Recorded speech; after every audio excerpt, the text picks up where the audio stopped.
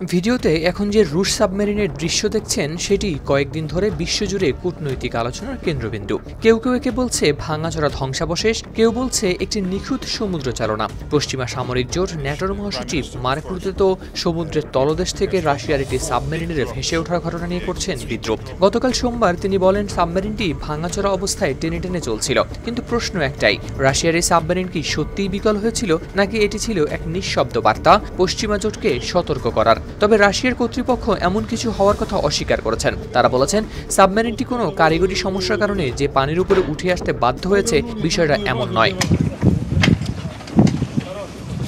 ঘটনাটি শুরু হয় কৃষ্ণ সাগরে মোতায়েন রুশ নৌবহরের সদস্য নভরোসিস্ক নামের এক ডিজেল চালিত সাবমেরিনকে ঘিরে।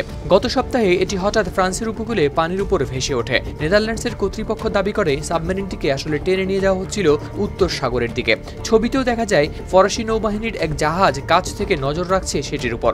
সংবাদ মাধ্যম রয়টার্সের এক প্রতিবেদনে প্রকাশ পেয়েছে সেই তথ্য।